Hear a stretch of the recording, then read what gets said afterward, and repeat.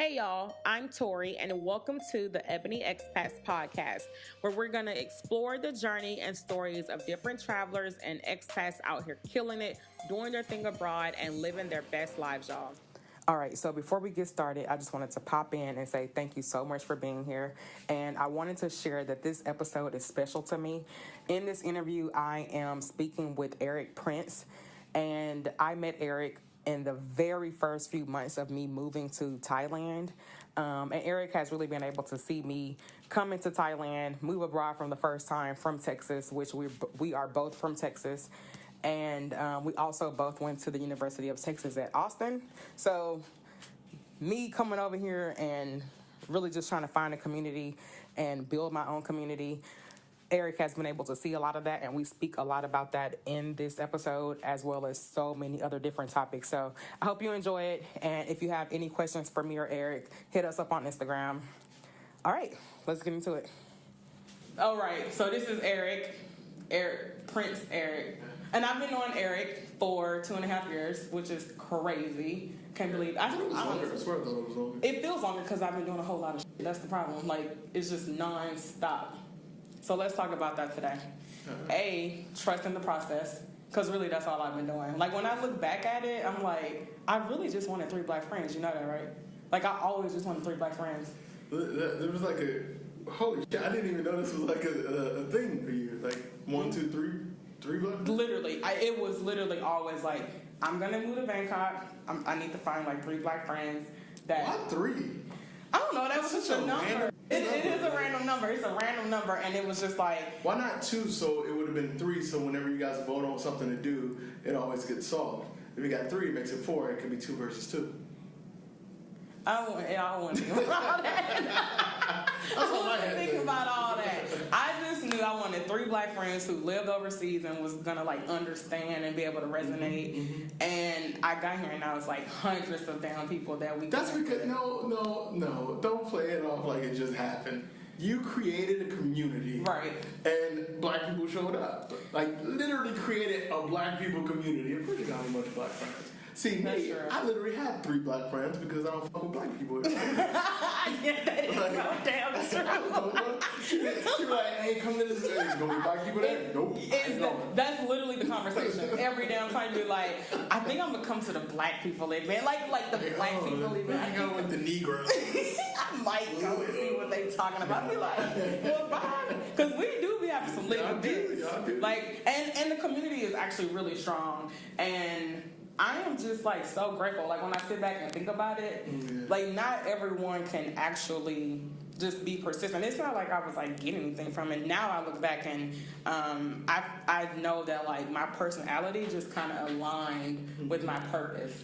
It's admirable. I think, people, and I've been here, 2013, 2014, I got here, and it's about as many black people here as it was then. Like, it's not, like, some people make it out to be like, oh, there's this big revolution of black folks moving to Asia. It's not. It's about the same as it's always been. Okay. The difference now is like there are more, like, groups and stuff like you put together where you can see us all together. Right. So I say on a good event of yours, say how many black people show up? Say 40? No, on a good 50. One, about 100. About 100, like the African thing. Yeah. But like, say one of the brunches. Say one like of the brunch, I would say about 40. About 40 of us. So you'll see that, and it's an anomaly because it just doesn't happen that often. Right. Especially in a city of 8 million plus people. When you have, I want to say the number of something like 250,000 official, not like expats here, and that includes everybody, not just black folks. Everybody. It's like 250, 300,000, and then you have people here illegally and all that extra stuff. So let's say on a high end, 500,000, 500,000 in a city of 8 million. That's not a lot of black faces. No, it's not. But I think what was interesting was, for somebody like me, and I make a joke, we joke that I don't fuck with black people, but it's kind of true. It's from what I have learned about you. Black people abroad, but abroad. Well, come on. When I go home, it's different. But the reason, I think it's interesting because I don't need that community. A lot of people will say it's a sense of community. I don't need that community. It's just not how I'm built. I'm a loner. I tend to be, even when I was back home, I tended to be by myself. Right. And my circle was very small. My team, my partners were very small. It's like 4 of us. Right. Like, no matter what happened, it was 4 of us. Okay. And so when I come to Bangkok, I was like, I want Thai friends. Like when I moved to Thailand, I want Thai friends. I want to learn about the culture and the history and identity of Thai people. Like I know black people. Like, I know what we think about. I know how we eat. I know how we sound. And sometimes that's great. Like we did I met up with you guys for Songkran. Yeah. And that was fun. Yeah. But after an hour, I was annoyed with some of the conversations. It was like, here we go, like complaining. Which conversation? Okay, I remember the one guy was it was a girl. A girl was upset about she thought some vendor was being racist that wouldn't not serve her, but it was something about she thought a vendor was racist for some reason. And I didn't say it, but my point was like, well, maybe they just wasn't fucking with you. Maybe it's not a black thing. That's a good point. Maybe it's a you thing. Yeah. And I think so often we carry the trauma. That's my issue, is that every time I run into a non-expat, like just a black traveler. Yeah. It's very different. It's like, I feel like black travelers carry that trauma with them, meaning every slight against them is racist. Every slight is like, this person's doing it because I'm black. Yeah, you're right about that. But expats, I think we have more of a wider view. It's like, well, not necessarily. It might not be about me. It might just be they don't fuck with foreigners or something I said, they're not feeling, whatever. Or a cultural difference, something that I don't understand. I agree with that. So I think, but for people who do need community, you provide an interesting service / outlet / opportunity for people to really come together. Because there's not, outside of a check-in, check-in 99, people can go listen to. Yeah, that's not even existing anywhere. Word. Yeah, that's not close down. Recently. Maybe like 4 or 5 months ago. Man, I just got back after being gone for 6 months. So always gone. I'm always gone. But so that sucks. But it does. But the good thing is the music probably moves somewhere else. But but outside of music, it really isn't any other place where people of color here can really congregate. I agree with that. Like, there's not a lot of other opportunities. So you have a lot of black friends because you created that community where people can come together. Yeah, and I think another thing is like as because of the events and the meetups and the online community that we have in the chat group, people also are a little bit more connected and feel empowered. And I think that you get these resources and you're pretty much equipped with like, okay, I know where to get my haircut at now. Someone was telling me like a week ago, I literally looked at all your comments on Facebook when I tried to figure out where to stay at. And the thing is that as black people, we really don't know about travel. We don't know anything outside sometimes of our own city. So then you find this community who knows about where to stay, where to eat at, where to get your haircut at, and now you're empowered and you have the resources and the connections that you need to go out and like feel comfortable to be an expat, because there's a lot of fear around travel, period, from the black community, and then especially living somewhere. Like, people can't even fathom it, even though it's almost 2020. And I think I think the fear around travel is overblown. I think because it's not that different traveling as a black person. There's some people, and Asia is a great example. Asia, it's less about race and more about you're a foreigner. That's it. I mean, you're a foreigner. Right. And it equalizes things a little bit more. And let's be clear, like, outside of the States, ain't nobody hanging niggas from trees. Like, it's not, like, it's a different kind of racism. It's like racism with a little R. It's a little R. It's a little R racism. Most of it is people just are not educated. Well, they don't know. They don't know. But also, and I think this is a bigger conversation, is we a lot of us tend to act as if within our own community we don't have biases. It's like, how many times have we seen or heard black mothers say, you better not bring a white girl home? Right. Or a white boy or whatever. So in Asia is a great example where I'd say the big R racism that's still happening today is really in the U.S. and you know parts of Africa. Right. But little R racism is what you see, microaggressions. Yes, yeah. Microaggressions are little R racism.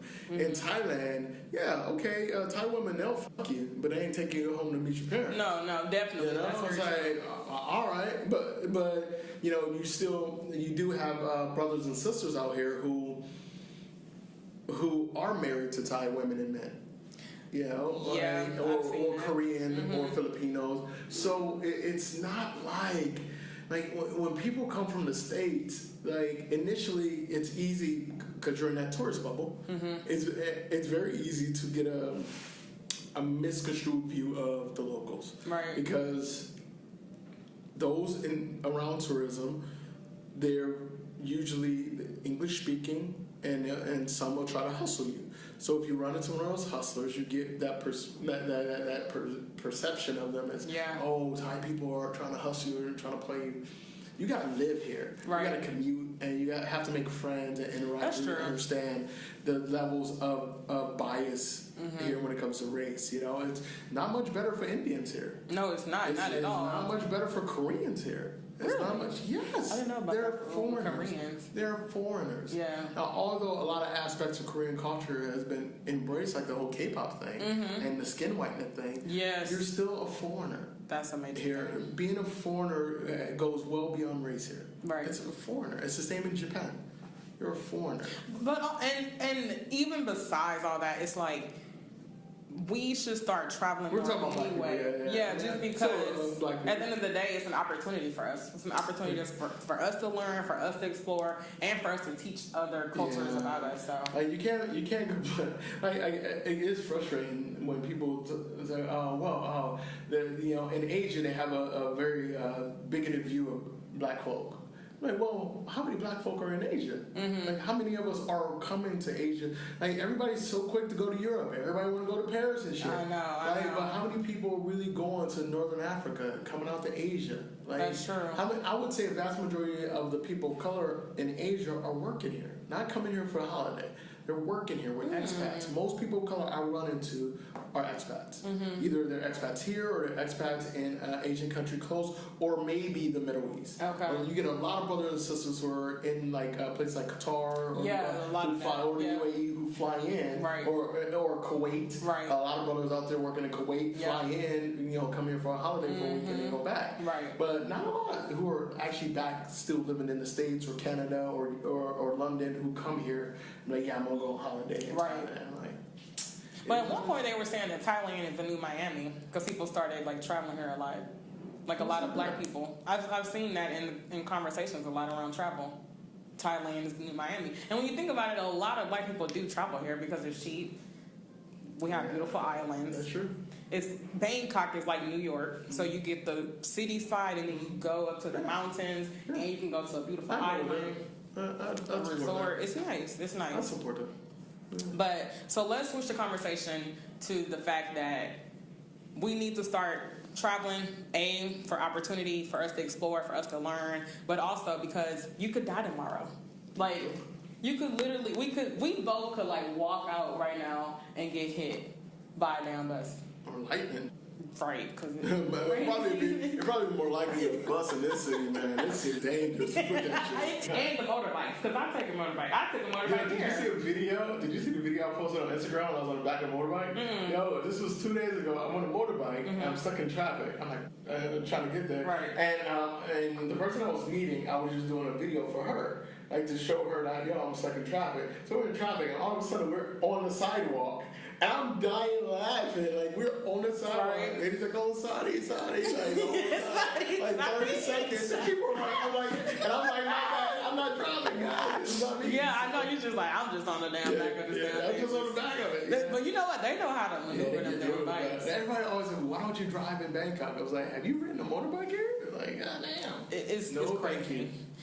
The one time I did a motorbike, I flipped off of it. Did I tell you about that? I went to an island, Kakud Island, and trying to explore. That's why I've been slowing down, because this country. This happened like probably the first year I was living here. I didn't hear first, story. yeah, like Cambodia. It's near Cambodia. Yeah. And it was like a very secluded island, so it's real slow. So we rented motorbikes trying to be, you know, exploring and shit, whatever. I got on that damn bike. First of all, I just taught myself how to ride a bike like a few years prior to even moving here. Like, I didn't even know how to. It's amazing. I had a little Barbie car. Okay. Come out here and hop on these motorbikes. I know. I was like, yo. I know.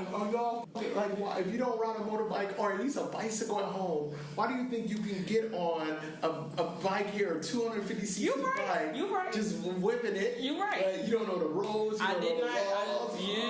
And I tried to stop that damn thing. I was like, Did you get a scar? Did you get a scar?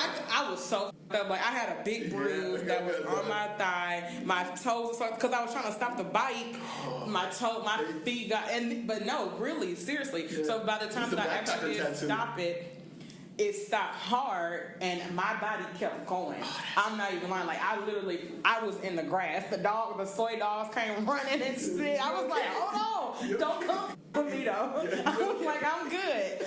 But I literally like flew over That's the how nice it is in Thailand. Even the dogs will come and help you when you get in an accident. They were like, I was like, hold on. I was like, don't fuck with me. But I was bleeding. Like, oh, that's great. But again, you can die. And then I also almost fell off of a jet ski. Actually, we flipped over.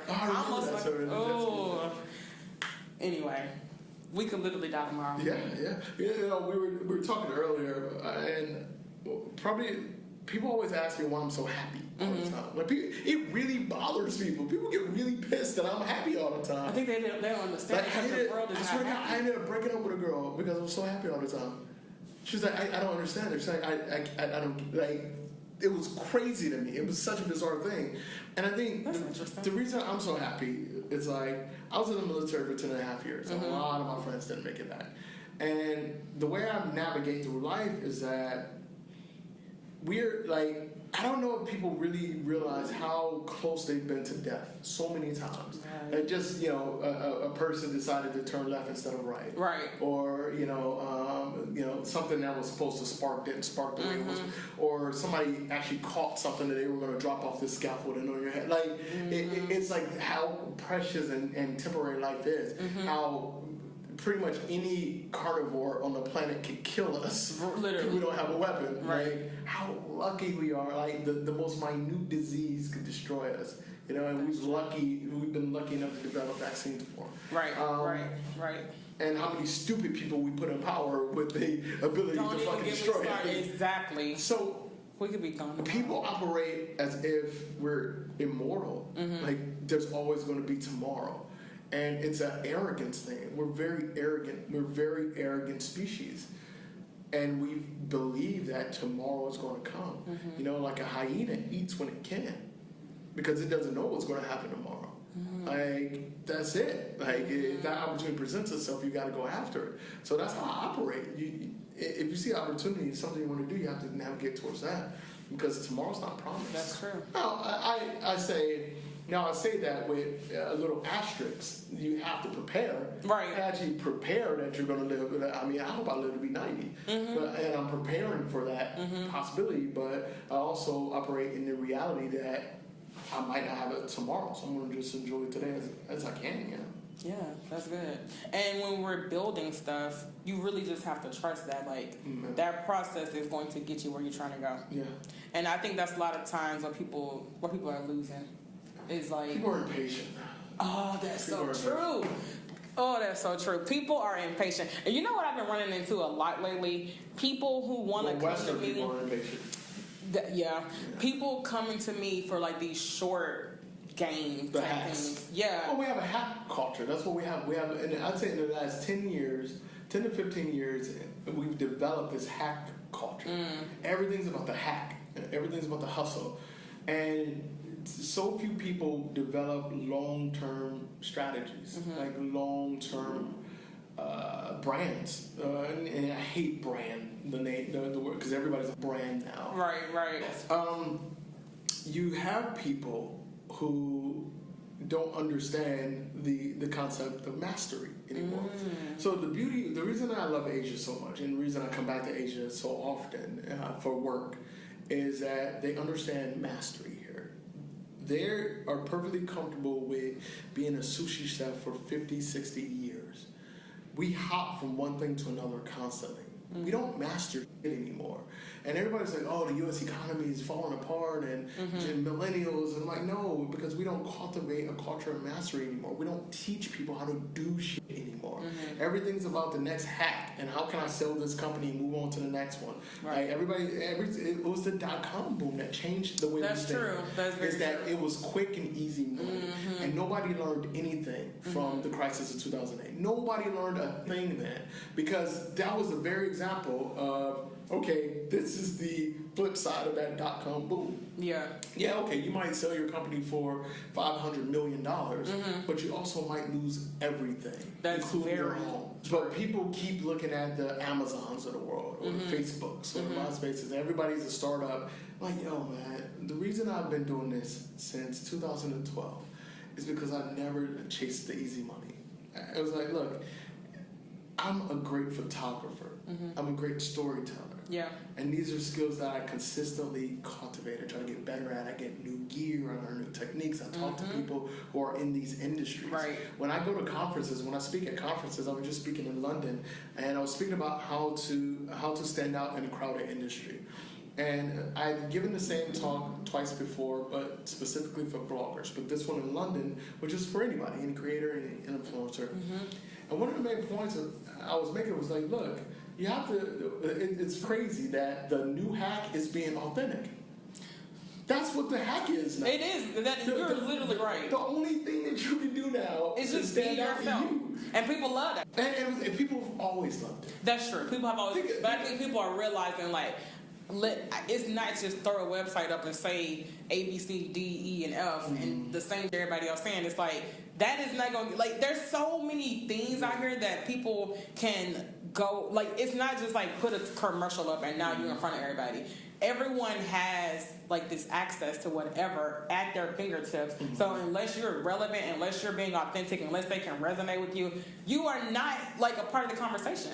And I think about somebody like Will Smith. Yeah. Will Smith has been doing this since the 80s. Yeah. Will Smith has been famous since the, say, early 90s. One of the biggest, I would say, if you made a list of the top 10 most famous people in the past, 30 years, Will Smith's probably on that list. And why? Because Will Smith has been consistent. Yeah. Even when he wasn't really doing much, he was consistently Will Smith. He's that guy.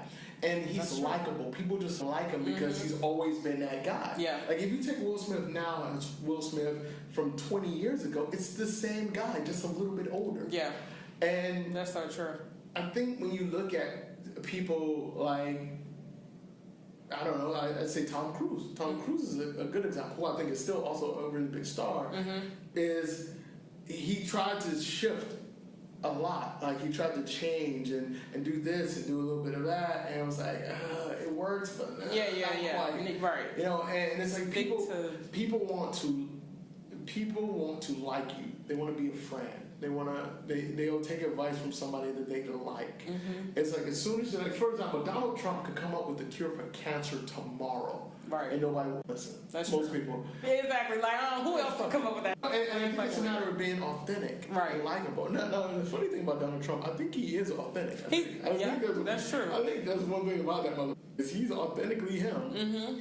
But he's not in and he lies so much that nothing that he says you can believe. Right. So like, so in the vein of content creation or people trying to be relevant. Yeah, he creates content. Yeah, the Kardashians create content, but how much of it is real? It's the truth. Like those slim tummy tea things the Kardashians are pushing. Like, they don't tell people it gives you diarrhea. Which makes it does. I mean, is what it does. I mean, it does the same thing as coffee. But you don't tell people that, even though technically you're not lying, you're not being authentic. You're not being truthful to this. Like, whenever somebody sends me a product, they reach out to me and say, hey, I want you to check this out. For example, will reach out to me. I'm not sure if I can say this yet. I don't know. So a company reached out to me. Right. A very big company reached out to me. Okay. And they have a new product coming out. Yeah, that's it. I think it should be okay. A very big company reached out to me, and they have a new product that's coming out, and they said, "Hey, we love what you do. We love your content. We would love for you to send you our this product thing and review it, and not even review because I'm very clear. I don't do reviews. I just convey my experience to my audience. Let's talk. So, tell us what all do you do? Like, oh goodness, you know what I'm saying? Like if you were to describe Erick's career, talk about what you do, how you got here, how trusting the process and being consistent and being patient got you to where you are. Oh, okay. Wow, that was a shift. We shifted quick. Because then it'll lead us to how people are reaching out to you. Okay. So I'm a travel journalist. I started my career as a travel journalist, mainly a photographer. I'm a photographer. All things stripped down, I'm a photographer by trade. I create images and videos for different companies and brands.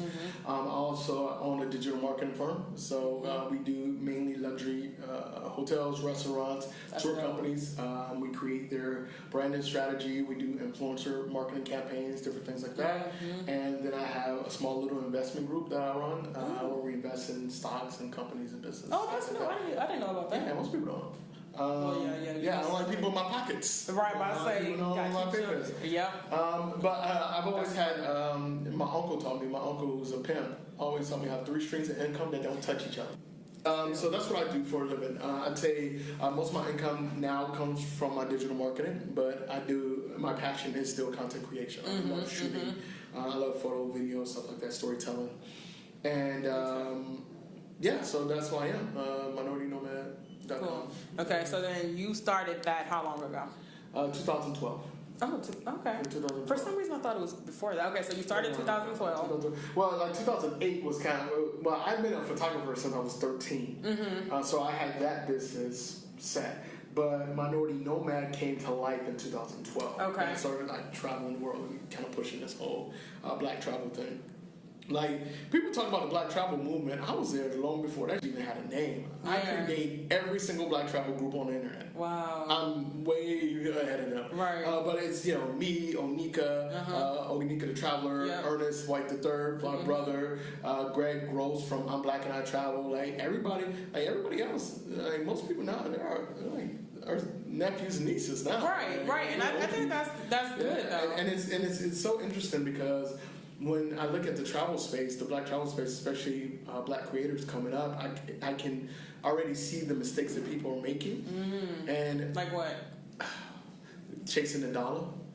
Like, so many people are trying to monetize brands they don't actually have. I agree with that. And one of the biggest issues, like, mind you, granted, you ever notice you rarely see me comment in any black travel groups, participate in any of these black narratives, because one of the things I don't like about the new generation of black content influencers is they try to monetize off of being black. They monetize us. Anybody who's ever reached out to me will tell you, I've never charged them a penny for anything. No piece of advice, no coaching, no help, no affiliate links, nothing. I have not made $1 off any black traveler ever. Okay.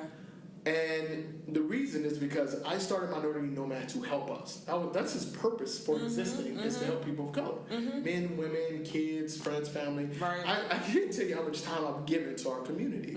But then I see people coming in and say, I'm going to offer you a coaching section on how to be a blogger. Like, shut up. Like, what are you talking about? Like, you're barely a blogger. Like, it's like, and the reason is because I know these PR firms. I know the tourism board ministers. I know the brand managers. I know how much money these people are actually making. And they're full of shit. Like, the reason you're making money is because you're selling people a dream.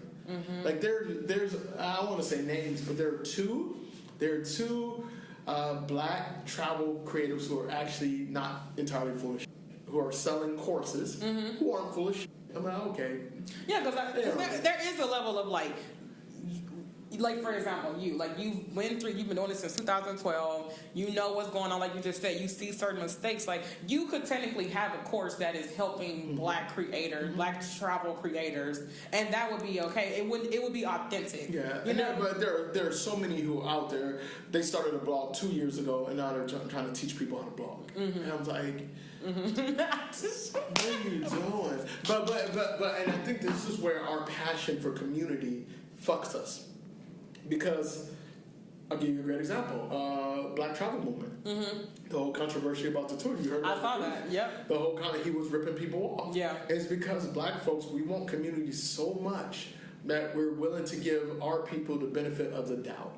Even when shit smells fishy. It was like the Jussie Smollett thing. Right. It's like, yeah, like, what's going on? Yeah, right. But you black, so I ain't going. Are you all right? Yeah, it's like, I hope you're all right. I don't know what's going on. I do it as well. Like, right. I'll give us the benefit of the doubt, and I'll keep my mouth shut.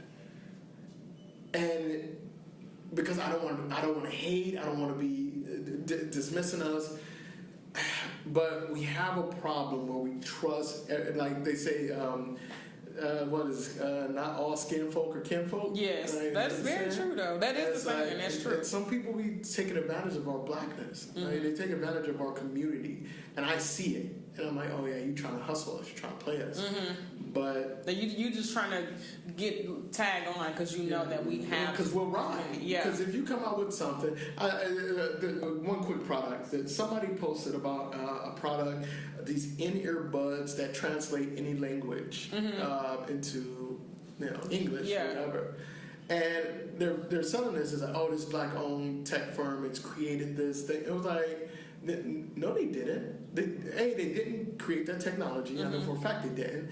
And B, if this thing actually did what they're claiming it to do, that would be everywhere. Right. Google would have bought it already. Or Apple would have bought it already. Right. It's not. It doesn't do what they say it does. But because it's a black company, black folks are riding with it and just throwing money at it. And I'm like, come on, y'all. That's sad. But that sucks. Yeah. I don't know what the original question was. We were talking about how you got from where you were to where you are now. Consistency. Honestly, and it goes back to consistency. So it started in 2012, started putting all these different things together, and I started to see different opportunities in different spaces. You know, it started with the blog, then it turned into the media company because I was working with so many brands who had terrible social media. Gotcha. So I was like, hey, let me take over this for free for a month. And then after that month, we could work something out. And then it went from 1 client to 5 clients to 15 clients to 36 clients. Nice. So it was like, okay, I have a skill set that I can monetize. Would you like to work with us? And then I expanded it from me to 5 to 15 employees. Nice. You know, and it's one of those things. And I always had this thing. I realized that I talk a lot of shit. And a lot of things I say would get most people in trouble. And I wanted to make sure that I created a source of income that wasn't relying on public opinion. Yes. Because I think cancel culture is out of control right now. So anything that you say, especially as a straight male, a straight black male, will get you canceled now.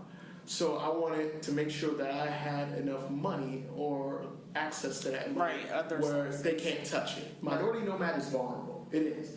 I can be canceled at any moment. But my marketing company, untouchable. Yeah. My investment firm, untouchable. So a lot of people need to realize when you're building a brand or you're trying to do this for a living, it's a long way. It's a long game. You got to be in it for the long game. That's what I've been telling people. This is my most successful year in the content creation, blogger, influencer space. I've been featured in Forbes twice. I got featured in Vice magazine. I got featured in Vox as well. I've spoken at 4 conferences this year and countless in a bunch of different That's dope, y'all. campaigns, ambassadorships. It's been a great year. Yeah. The reason it's been a great year is because you remember when I left. I think I left right after our interview last year. Yes, you did, because I remember you were like, man, she's coming with me. I'm like, yo, you ain't back though. I got shit. I left Bangkok in July of last year after living here for 2 years. After having my place, like actually, I got the place, that's where my mail goes. And I said, I gotta go because my creative juices weren't flowing anymore. I got stuck. I got complacent. I was happy. I'm still happy. Yeah. You know? But I needed a change. So I rented out the condo. Remember what you told me? A city should be doing one of 2 things for you. Either helping you grow or helping you thrive. I talk about that all the time. And I always say my travel vlogger friend, I'm going to start saying minority nomad. But like, that is so true. Like, I consider that for people, places, whatever, your job. If it's not helping you grow or thrive, it got and why is to that go. person here? Yeah. Like, why is that place? Why are you here? Yeah. I see so many people who are miserable in their relationships. And they're like, I have a friend who's dating. I don't get it. I was like, why are you with her? Like, it makes no sense. I was like, I'm depressed around you guys. Like, I don't even want to be around y'all. Like, you guys are both great people individually. Yeah. You suck together. Right. So stop it. Right. It's like, why? You don't have to stay and stuff. Yeah. And people that talk, like kids, if you got kids, if you got a husband, it does not matter. If it's not helping you grow or thrive and you are genuinely unhappy, let it go. It's hard. It's not easy to let go. Like, this has been my it's easy for me now. It's not easy when you start that process. Because we're not built that way. Yeah. We're, as people, we aren't built. We're built to work it out and move forward and press. And just deal with it. And not fail. I think people, so many people are afraid of failure and being wrong. Right. And we don't teach people how to accept that. Like, it's okay to be wrong. Yeah. It's okay to be wrong sometimes. Right. Embrace it. That's true. And I think we'll get to a point eventually where people have to. They have to embrace being wrong. But it's a tough road for a lot. It's a tough road for a lot. That's why people don't take criticism. And that's why people stay in the same jobs and do the same things every single day because they're afraid to fail. They're afraid to take a risk. It's what ifs. Yeah, it's so funny. I tell people, like, you gave up your dreams for $10 an hour. I used to work for Texas Instruments, which is a big tech company in Dallas. And I have a friend who now wants to stop doing that and just go on the road and be an artist, basically. She does a lot of like pottery, and she's a musician, and she's still at this same job. And I was working there probably like 2011, 2012. She's still there. No, I'm sorry, 2016. She's still there, and it's because the money. She's there because, and don't get me wrong, she has moved up, and TI does pay well. Like, corporate jobs pay well. We all know that they pay well for that certain lifestyle and that level. But I told her the other day, I said, listen, I'm proud of you because I know that you wanted to be in that role, and you wanted to be at that company, and you've leveled up, and I know you're getting paid well. But I was like, that money that you're making ain't even that's not even half of what you could really make and still be doing what you want and be happy. And so many people, I think that, and that's why it's so important. Like, people like myself and you do what we do abroad. You have people like Gloria Tonmo. She's an influencer. That's what she does. She's not an expat. She's an influencer. Nomad and his tribe, they're about travel space. Right.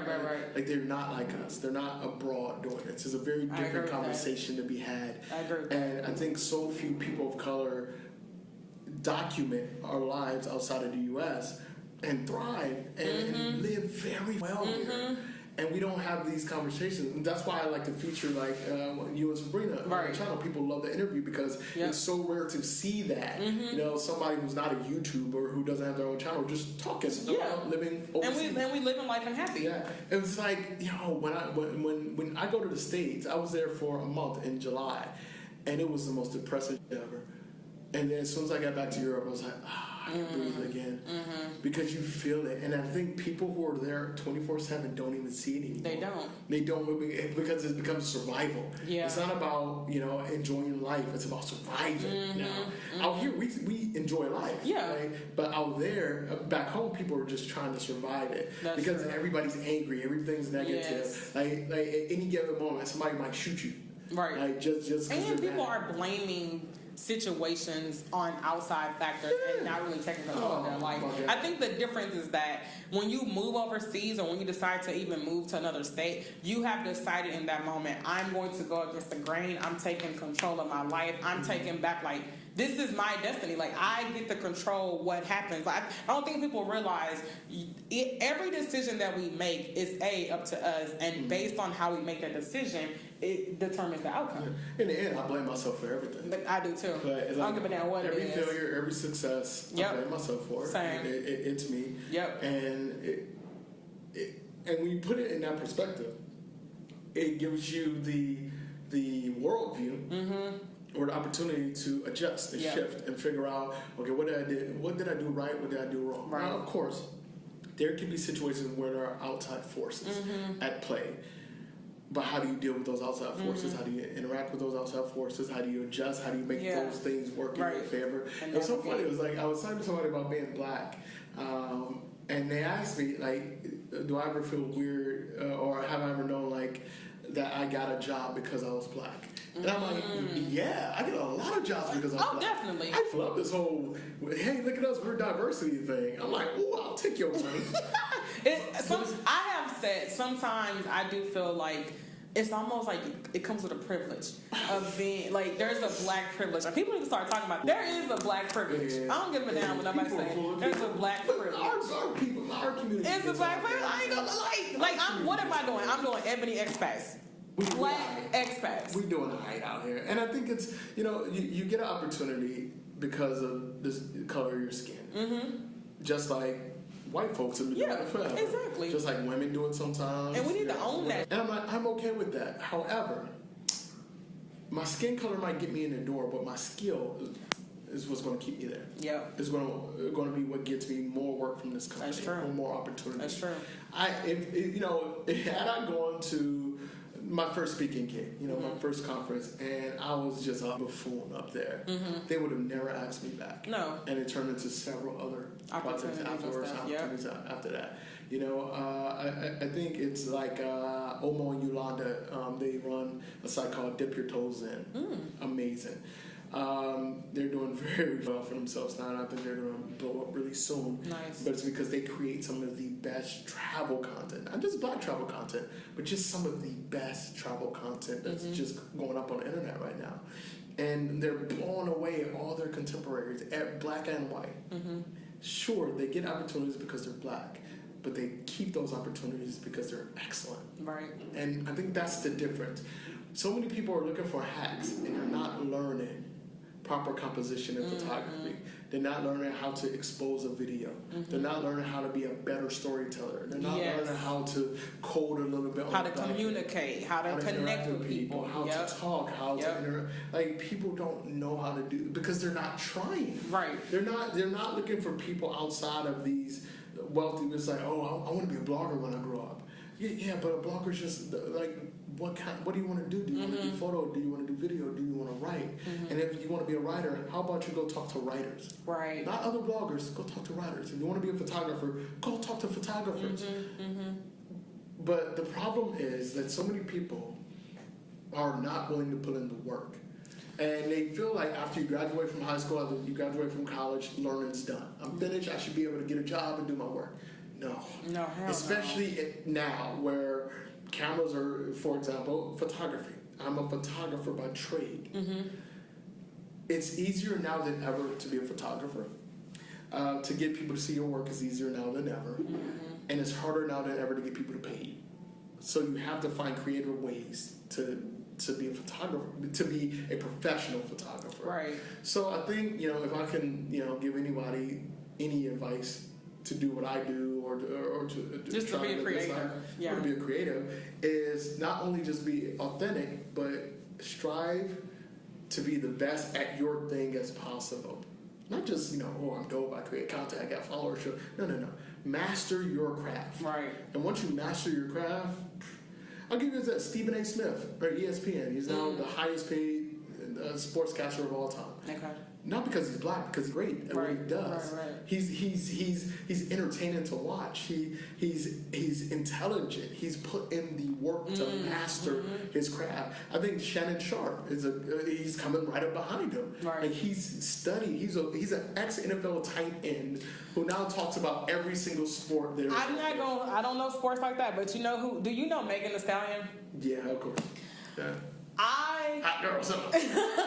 I really have enjoyed watching her success because she worked her ass off. Yeah. People see the blow up and the come up and the Instagram and all this and that and her with Jay-Z, but no, like, she was working her off, and people don't understand, like, she put in the work, and also she believed. Overnight success takes years. It takes a lot of time, and it takes believing that you're about to achieve, and like, anything outside of that is like, it gotta go. Well, I don't even think it's a matter of the belief thing. I think there are a lot of delusional people. I think it's about having the self-awareness to understand if you can or you cannot put in the work to achieve the skills that you need, that you need to be successful in the industry.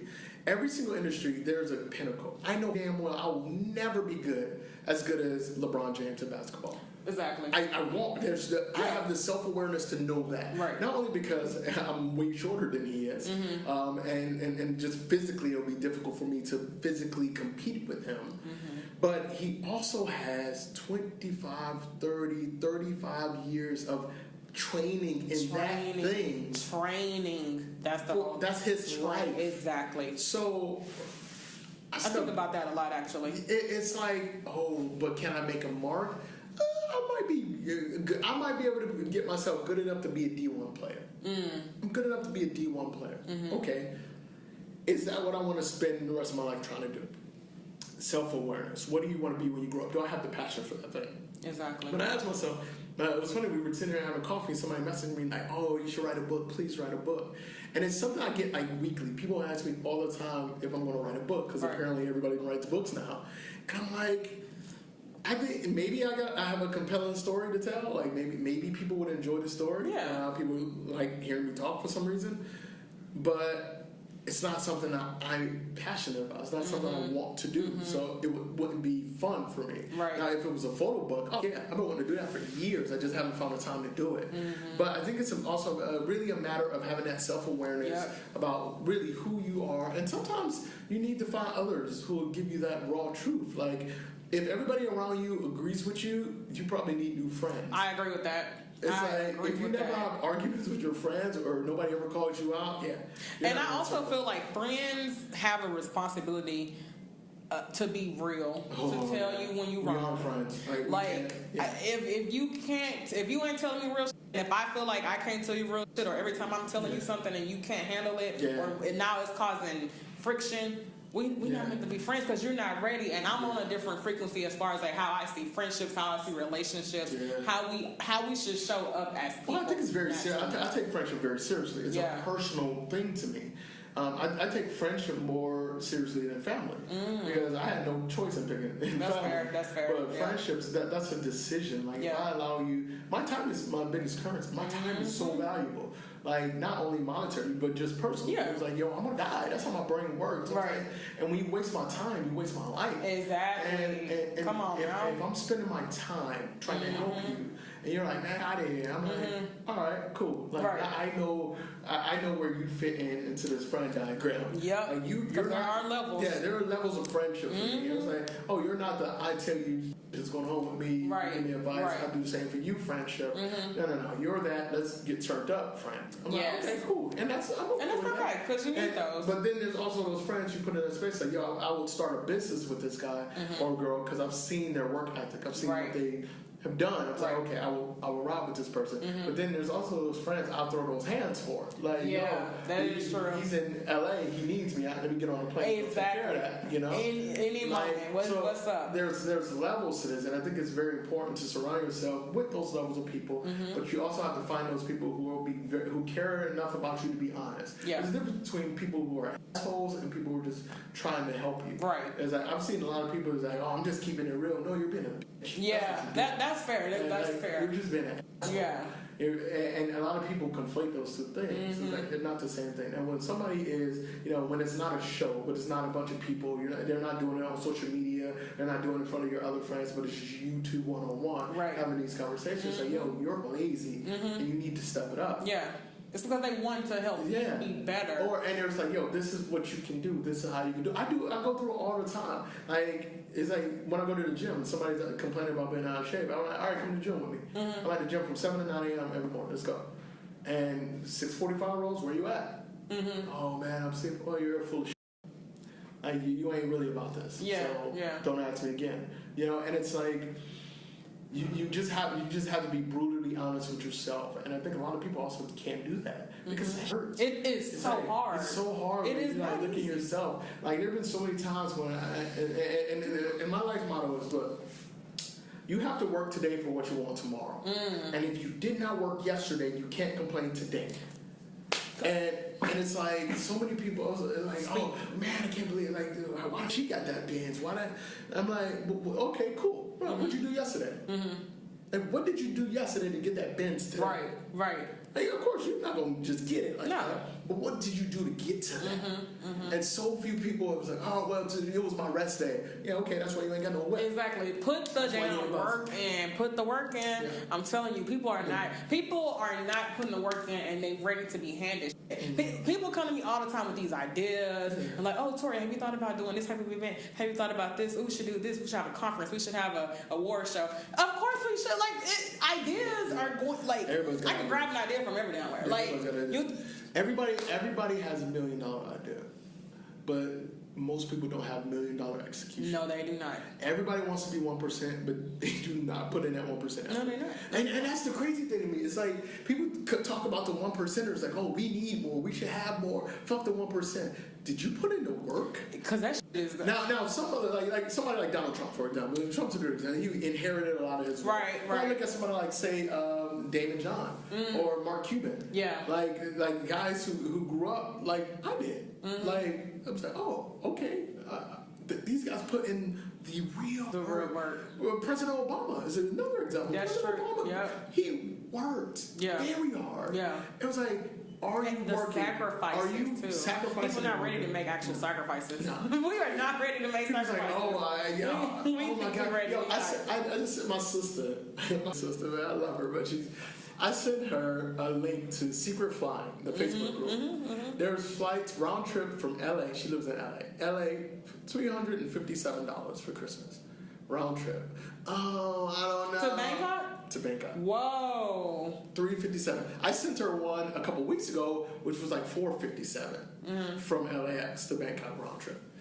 And I'm like, oh, I don't know. I'm like, yeah, you full of shit. Yeah, because come on now. People spend that shit I was just about to say that on a damn weekend. Stop acting like you ain't spending that shit. That's a weekend. Exactly. That's a good weekend. That's your payday weekend. You spending that. Stop acting like you not spending it already. People are not ready to make the sacrifice, the real sacrifice where you go off the radar. And even right now, like I've been so off the radar.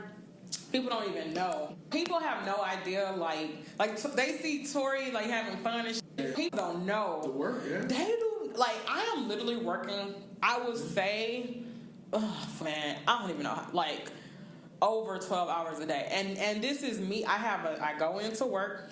I work at an office. I'm a marketing consultant. I leave work. I may have about a good 2 hours to myself. And I'm at home in front of my computer working on Ebony Expats, working on Tori Talks. And then I have work calls for my 9 to 5 job, not even for my starting at 9 p.m. and I'm done around midnight. And then I keep working until about 2, sometimes later than that. And I'm right back up the next morning to go to work. And people are like, I don't even know how you're always out.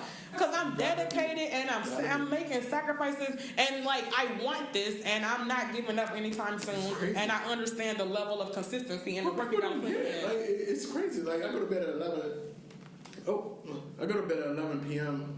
Every night. Well, at least I try. If I don't have a call to States. I go to bed at 11 p.m. I'm up at 6 a.m. I have breakfast. I get trained. I'm in the gym by 6:45. Then I train from 7 to 9. And then if it's an office day, like here, my office is where I work. I get here at 10 o'clock and I work through. It's done. Oh, yeah, it's a wrap. All right, thank you so much for listening to this episode.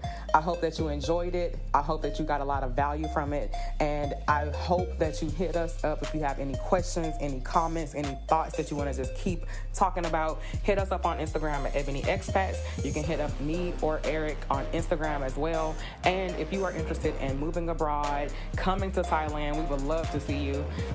Or just getting coaching for your trip or your specific relocation, hit us up. We are here to support you. And I am super excited that we are now offering coaching sessions. So hit us up. We are here and I can't wait to connect with you. All right, sending you lots of love.